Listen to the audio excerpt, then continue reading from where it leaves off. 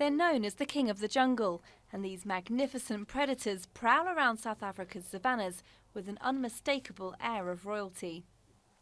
But conservationists warn that African lions are under threat from a growing demand for their bones. Bones like these are sold for up to $10,000 to buyers in Asia who use them to make tiger bone wine, believed to have powerful healing properties.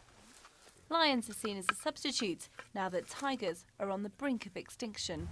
Roundabout a whole carcass can go up to 100,000. So if you collect all these bones together, it will go 60,000 rand. About 8,000 lions live in South Africa, 5,000 of those in captivity. Many are bred to be hunted. Hunters will pay up to $20,000 to kill a lion, taking its head and cape as a trophy.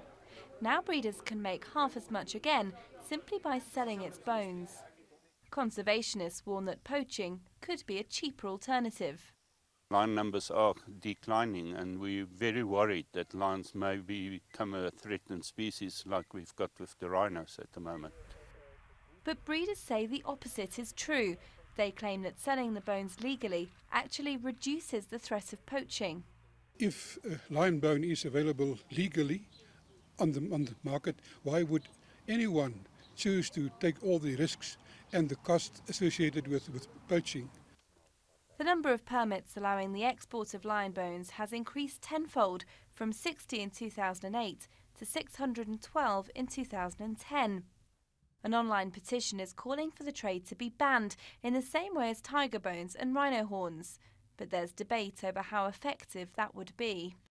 I don't think at the moment that fighting it in the way we're doing, anti-poaching strategies and trying to enforce the law, etc., I don't think that's going to answer the problem in the long term. It's too early to tell if the lion bone trade will lead to an increase in poaching. While conservationists want to stamp out the trade altogether, breeders insist that regulating the trade is the best way to protect these beautiful beasts.